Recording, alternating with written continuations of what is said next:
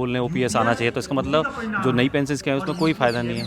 मैं हमारा ही पैसा है, उसको 60% पैसा को आप रख लेंगे अंदर सरकार, और 40% पैसा को हमें दे देंगे। एमपी एमएलए को 2.5 लाख रुपए पेंशन दे रहे हैं, वो सारी फैसिलिटी दे रहे हैं। यहाँ तो कितना बैठेगा? 30-35 हज़ार, 40 हज़ार बस। पिताजी को, उनके बच्चों को, उनको सबको पालते हुए आए उस पेंशन स्कीम से। इसका मतलब वो पेंशन स्कीम ओल्ड पेंशन की सबसे बेस्ट थी, और जो नई पेंशन स्कीम कहीं से भी बेस्ट नहीं है। इसको वापस लिया जाए। हमारा पैसा ही हमें नहीं दिया जा रहा, तो इसका मतलब हमारा एक तरह शोषण ही हो रहा है। हमारा पैसा है, उसमें नई पेंशन स्कीम में रोक लिया जाता है। अभी हम हैं जंतर मंतर पे, और जंतर मंतर पे अभी एक प्रदर्शन चल रहा है ओपीएस को लेके। ओपीएस फिर से लागू की जाए, ऐसी जो है यहाँ पे सरकारी कर्मचारी जो आए हुए हैं उनकी ये डिमांड्स है कि फिर से ओपीएस लागू की जाए। अभी इसके पहले जो है एनपीएस जो है सरकार ने लागू किया था, उसके बाद यूपीएस लागू किया गया। तो यहाँ बहुत सारे लोग आए हैं यूनिफाइड पेंशन स्कीम को लेके। बहुत लोग इसे एक ऊट पटांग पेंशन स्कीम भी करें। भाई साहब क्या कहना चाहेंगे? जो ये यूनिफाइड पेंशन स्कीम है, आप कई लोग जो हैं कह रहे हैं कि ऊट पटांग पेंशन स्कीम है, तो क्या कहेंगे आप? हाँ, ये बिल्कुल ही बेकार पेंशन की स्कीम जो लेकर आए हैं वो सही नहीं है किसी भी एम्प्लॉय के लिए, और उससे उस एम्प्लॉय को सब एक तरह का शोषण ही किया जा रहा है। और जो दिखाया जा रहा है कि ये दिखावा कि ये बहुत अच्छा है, ऐसा बहुत अच्छा नहीं है।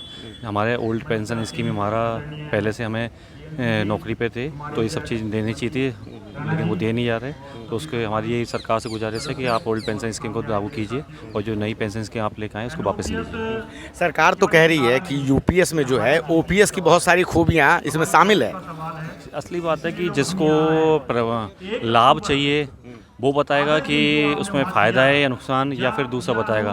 तो जितने सारे हम लोग यहाँ पे बार बार हर मंच से, सोशल मीडिया से हम जो बोल रहे हैं ओपीएस आना चाहिए, तो इसका मतलब जो नई पेंशन स्कीम है उसमें कोई फ़ायदा नहीं है। कि फ़ायदा करने वाला बंदा ही बताएगा उसको फ़ायदा हुआ। किसी को 5 रुपये मिले तो वही बताएगा मुझे 5 रुपये मिले, दूसरा थोड़ा बताए मुझे 5 रुपये मिले, कि उसका दूसरा जो बता रहा है इसका मतलब उसको कुछ नहीं पता। तो वो सब गलत संदेश दे रहे हैं। सही संदेश ये है कि यहाँ पर लोग बैठे हैं, उनको पुरानी पेंशन स्कीम ही चाहिए, जो हमारे बाप दादाओं को जो मिलती आई, जो आज भी हम उनको देखते हैं कि जो पुरानी पेंशन से वो अपनी सम्मान की ज़िंदगी जी रहे हैं। यहाँ तक कि वो हमारे पिताजी को, उनके बच्चों को, उनको सबको पालते हुए आए उस पेंशन स्कीम से। इसका मतलब वो पेंशन स्कीम ओल्ड पेंशन की सबसे बेस्ट थी, और जो नई पेंशन स्कीम कहीं से भी बेस्ट नहीं है। इसको वापस लिया जाए। अच्छा, ओपीएस के तहत अगर मान लीजिए लागू हो जाता है तो आपको कितना पेंशन मिलेगा? ओपीएस के तहत हम जब लागू हो जाता था, हमें 60 से 70-80 हज़ार रुपये हमें सैलरी मिल जाएगी पेंशन के तौर पर। जैसे कि मैं अपने दादाजी को देखता हूँ, उनको ओल्ड पेंशन स्कीम से आज के टाइम में 50-60 हज़ार रुपये पर मंथ सैलरी मिलती है हर महीने। तो अब अगर उनके अपने अकाउंट को, तो जिस पेंशन स्कीम दिखाई जा रही है, जबकि हमारा पैसा ही है और वो हमारा पैसा ही हमें नहीं दिया जा रहा, तो इसका मतलब हमारा एक तरह शोषण ही हो रहा है। हमारा पैसा है, उसमें नई पेंशन स्कीम में रोक लिया जाता है, और वो भी कभी सुनने में आता है कि वो हमारे बच्चों को मिलेगा, हमें नहीं मिलेगा। ये बड़े सोचने की बात है कि बच्चों को हम जीते दें, अपने मरने के बाद वो हमारे बच्चे हमारे उस पेंशन स्कीम का फ़ायदा उठाएं। तो ये जो यूनिफाइड पेंशन स्कीम है, इसके तहत जो आपको राशि मिलेगी वो कितनी मिलेगी? कुछ ज़्यादा क्लियर नहीं है, पर इतना पता चल रहा है कि उसमें हमारा ही पैसा है, उसको 60% पैसा को आप रख लेंगे अंदर सरकार, और 40% पैसा को हमें दे देंगे, और 60% पैसे का वो आपके शेयर मार्केट में कहीं लगा के हमें पैसा नहीं देंगे। अब शेयर मार्केट में जहाँ भी पैसा लगा वो तो हमारा पैसा, तो हमारे पास होना चाहिए ना वो पैसा। अगर वो आ रहा है, आपको पेंशन में क्या देना? फिर तो आप हमारा ब्याज दे रहे हो। आप तो बस ये होगा कि एक बैंक से उठा के दूसरी बैंक में दे दिया ना पैसा, तो ये तो कहीं से पेंशन नहीं हुई ना, ये तो फिर एक बिजनेस हुआ। तो सरकार कह रही है कि ओपीएस लागू करने से जो है बहुत ज़्यादा सरकारी खर्चा बढ़ जाएगा, राष्ट्र निर्माण की भूमिका में भी लोगों को सहायता करनी चाहिए। देखो, जैसे हम देखते हैं दिल्ली में केजरीवाल जी बोलते हैं 70,000 करोड़ का बजट। दिल्ली आपका इतना सारा, हम बैट में कहाँ पर इतना, हम भी अपनी सैलरी में अगर आप कहो तो अगर हमारी सैलरी 70-80 हज़ार या 1-1 लाख रुपये सैलरी है, तो उसका 20-30 हज़ार रुपये हर महीने हम अपनी सरकार को टैक्स के रूप में देते हैं। तो कोई पे किसी पे कोई खर्चा नहीं, हमारा पैसा ही हमें लौट के मिल रहा है। तो ये गलत बात है धारणा कि बहुत खर्चा आएगा।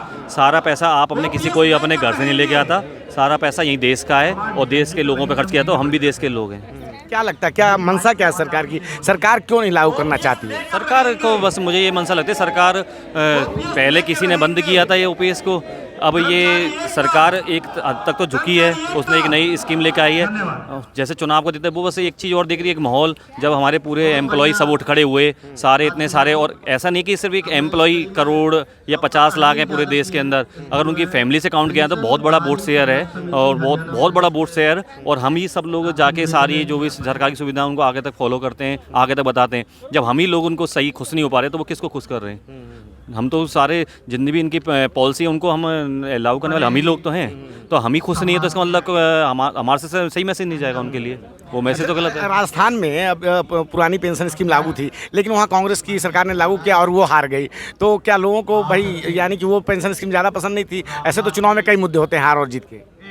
हाँ, बहुत सारे मुद्दे होते हैं और उस मुद्दों में भी आप भी देखोगे राजस्थान में बहुत हद तक उस सरकार पहली थी सरकार, राजस्थान सरकार में ये सिस्टम होता है कि हर बार सरकार चेंज होती है तो एक उसका फॉर्मूला वहाँ पे हमेशा फिट होता है, लेकिन जो डैमेज कंट्रोल हर बार होता है वो डैमेज कंट्रोल नहीं हुआ आपकी बार, और बहुत अच्छी सीटें कांग्रेस भी लेके आई। और उसका बहुत बड़ा कारण ये था कि सब कांग्रेस के पक्ष में या फिर उनकी जो नीति लाई थे उनके पक्ष में सरकारी कर्मचारी उनके साथ में थे।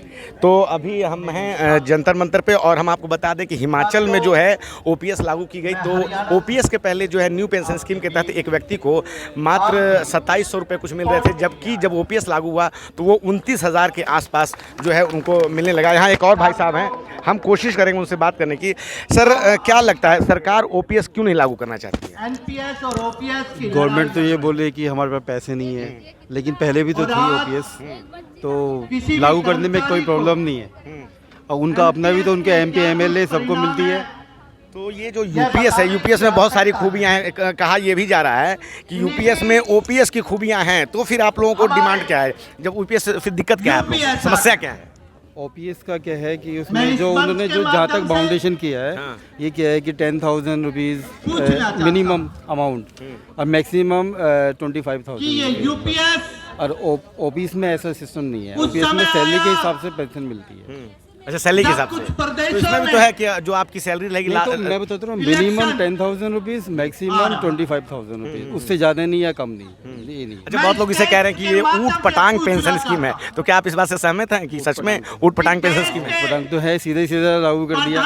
बताओ जो लोग जॉब जैसे 10 ईयर के जॉब करते हैं, बाई चांस कुछ हो जाता है उसको कुछ नहीं मिलेगा। अच्छा, 10 साल अगर उसने नौकरी की है, कुछ हो जाता है शुरुआत के 10 वर्ष में, तो कुछ भी नहीं मिलेगा। हाँ, 10 साल से ऊपर जो करेगा उसको 10,000 मिनिमम जो अमाउंट रखा है उन्होंने 10,000 और फिर जो नेक्स्ट जो भी पूरा करेगा उसको 25,000। अच्छा, इसमें एक 25 वर्ष की भी एक समय सीमा की गई कि जो 25 वर्ष जो करेंगे जॉब उनको आखिरी वर्ष के जो उसका एवरेज दिया जाए। हाँ, उसका एवरेज। तो ये आम आदमी पार्टी के नेता संजय सिंह हैं, वो कह रहे हैं कि इससे अर्धसैनिक बल भी बाहर रहेंगे इस पेंशन स्कीम में। अर्धसैनिक बल जो होते हैं वो मिनिमम 20 साल की नौकरी करते हैं, तो 25 साल की नौकरी जब करेंगे नहीं तो उनको मिलेगा नहीं। नहीं मिलेगा उनकी तो ज़्यादा प्रॉब्लम आएगी, बल्कि उनको तो सबसे पहले देना चाहिए। सरकार एक बहुत बड़ी दलील देती है कि सरकारी खर्च जो है बढ़ जाएगा, खजाने पे बहुत बोझ बढ़ जाएगा ओपीएस के कारण।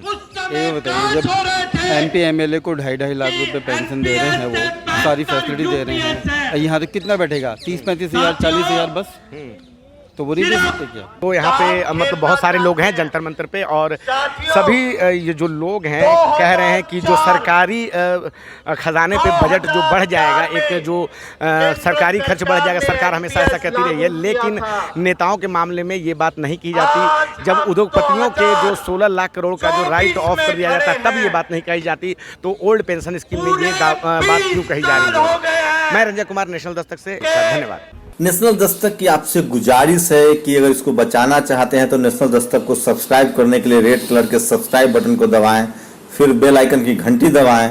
नेशनल दस्तक को बचाने के लिए बहुत जरूरी है कि हर खबर को शेयर करें, लाइक करें, कमेंट जरूर करें।